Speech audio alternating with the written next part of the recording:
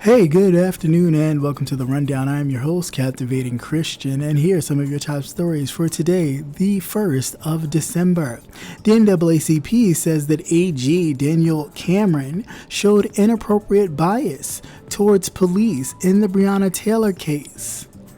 In other news, nonpartisan reports warn of COVID-19 testing shortages in over half U.S. states and territories. Rapid tests are in short supply as the U.S. head into deeper winter months. And Florida's governor says schools will remain open in spring. Virtual learning options also remain. And Texas police pull over a car to find a dead girlfriend in the trunk.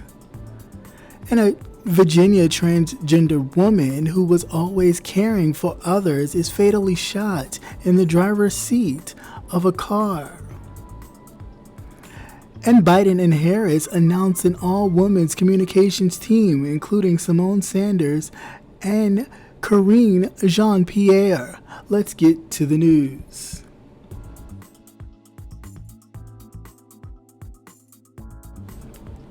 The Justice Department is investigating a potential crime related to funneling money to the White House or related political committees in exchange for a presidential pardon, according to court records unsealed Tuesday in federal court.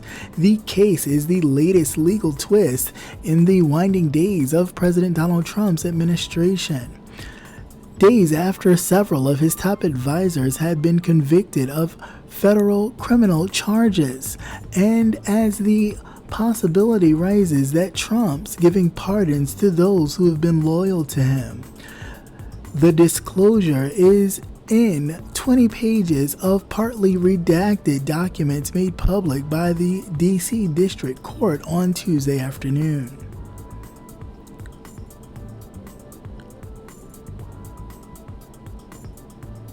Prosecutors told the court that they wanted permission to filter the team's holdings. The prosecutors believe that the devices revealed emails that showed alleged crime or criminal activities, including a secret lobbying scheme and a bribery conspiracy that offered a substantial political contribution in exchange for a presidential pardon. Communications between attorneys and clients are typically privileged and kept from prosecutors as they build their cases. But in this situation, the prosecutors are allowed access to attorney-client communications that are not protected as privilege under the law when there is a discussion of a crime.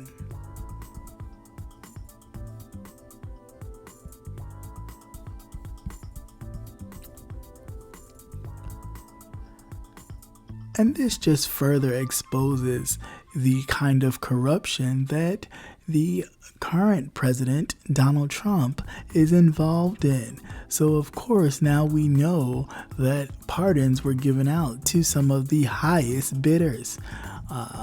And that is definitely not a surprise, or those who have been loyal to him. Trump has granted 29 pardons and commuted more than 16 people's sentences during his presidency, according to the U.S. Pardons Attorney's Office.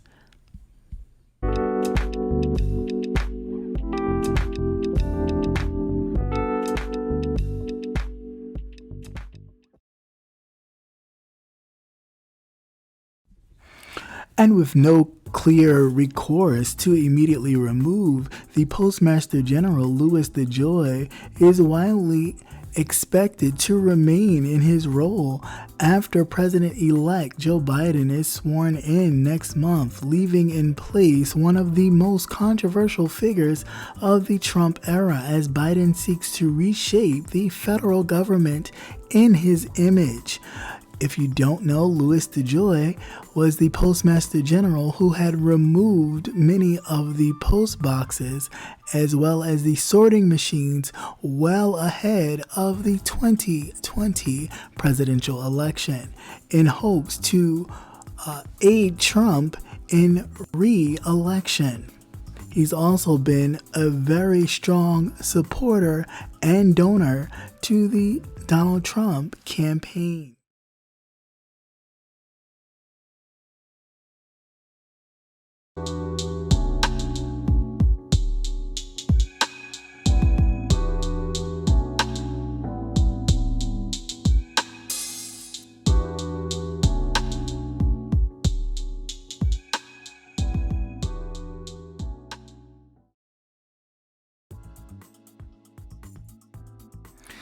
A black teenager was shot and killed last week in Oregon by a white man who had confronted him in a hotel parking lot for playing loud music. The shooting took place in the early morning hours on November 23rd at the Stanford Inn in Ashland, Oregon, which is about 180 miles south of Eugene. A guest at the inn, Robert Paul Keegan, age 47, left his room because he thought someone was playing loud music too loudly in the lot outside, according to police. After an argument, Mr. Keegan, who is white, pulled a gun from his coat and fired a single shot into the victim's chest. The Ashland Fire and Rescue responded to the scene to an attempt to render aid. However, the man was beyond help.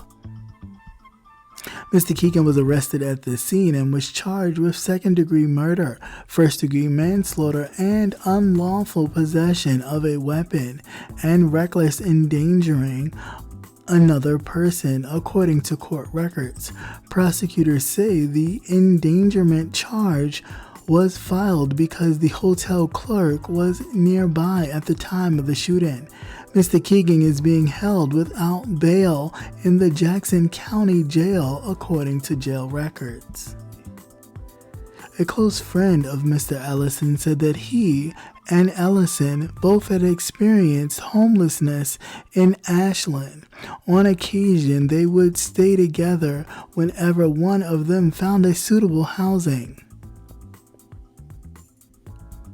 And like I said earlier, the killing of Ellison recalls a similar shooting in Florida exactly 8 years earlier on November 23rd, 2012, with Jordan Davis, then 17, was shot and killed as he sat in his friend's SUV in a parking lot outside of a convenience store in Jacksonville, Florida. Davis's mother, Lucy Macbeth, went on to be elected to Congress, representing the district just north of Atlanta.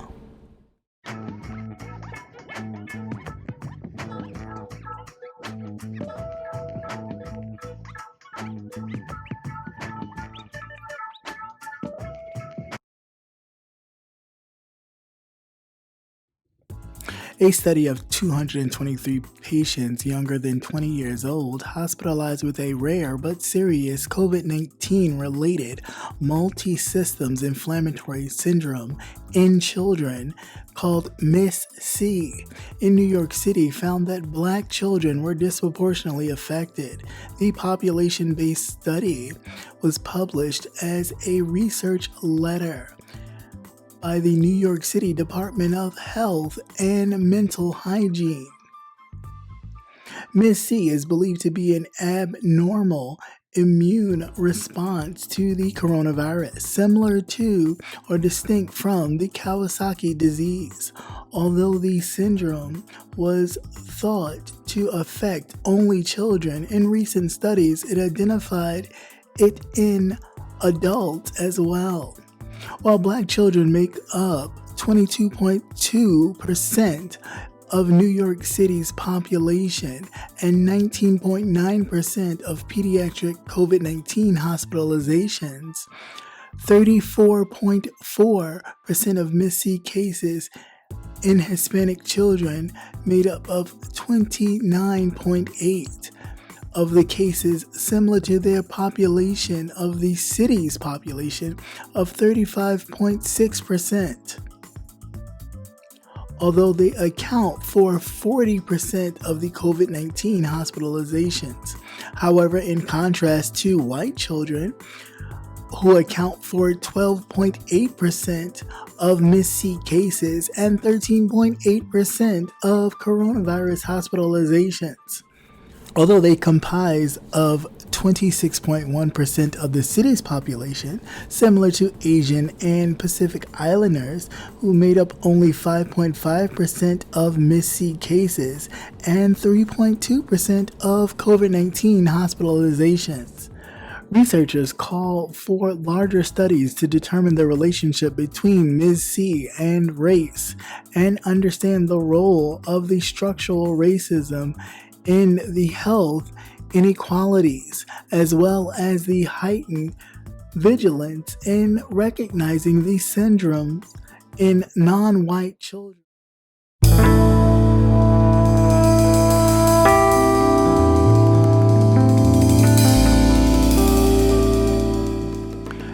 And be sure to join Jay Wilson, Rebel Son, The Official Campaign, Conscious TV, and Captivating Christian this and every Thursday at 6:45 Central Standard Time, 7:45 Eastern Standard Time for the Gentleman's Panel, where we are not afraid to go there and discuss an array of topics.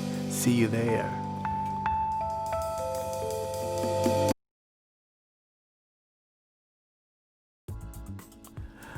Noah Harris was elected president of Harvard's Undergraduate Council on November 12th, becoming the first black undergraduate elected as student body president at Harvard University. Harris, age 20, a junior from Hattiesburg, Mississippi, is majoring in government and co-chairs the Undergraduate Council's Black Caucus. Two other black students had previously headed the Harvard's Undergraduate Council, but Harris is the first black man to be elected by the student body. Harris ran on a platform of diversity of inclusion with the future Undergraduate Council Vice President Jenny Gann, a junior from Cleveland. Gann is studying neuroscience. The two said that they want to focus on improving students' mental and physical health.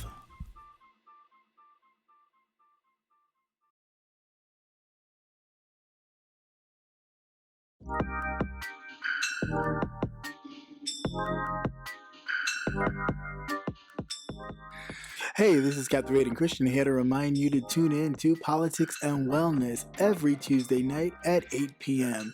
Politics and Wellness every Tuesday night at 8 p.m.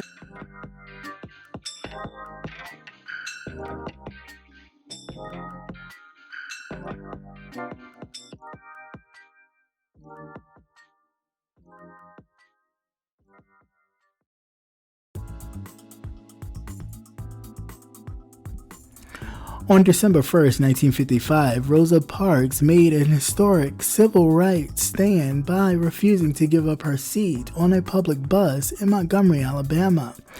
Although she was not the first woman to do so, that Claudette Colvin, 55, 9 months before Rosa Parks' defiant segregation law by refusing to give up her seat for a white patron in Montgomery, Alabama, 15-year-old Claudette Colvin did exactly the same thing. However, Claudette was too young to actually participate in any of the actual protests that followed after, refusing to give up her seat on a public bus in Montgomery, Alabama.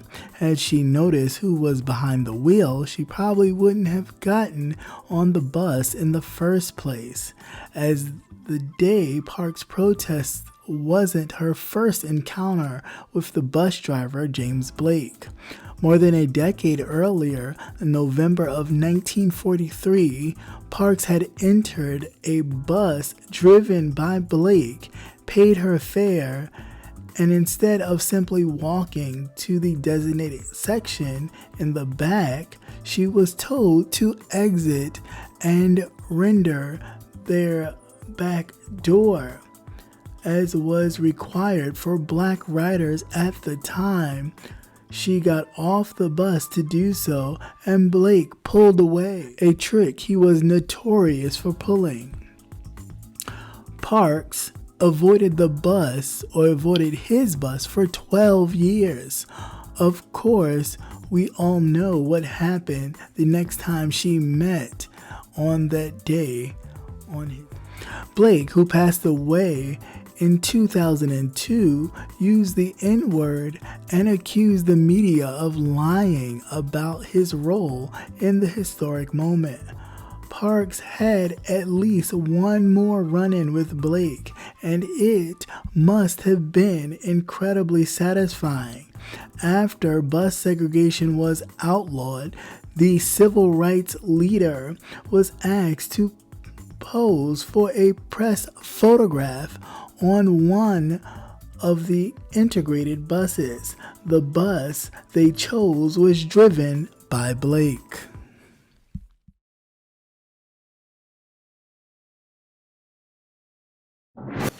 Once again, thank you for watching CCN Midday News. Hope you enjoyed. Please like, share, and subscribe. Also hit that notification button so you will never miss another news update. Have a great day. Peace.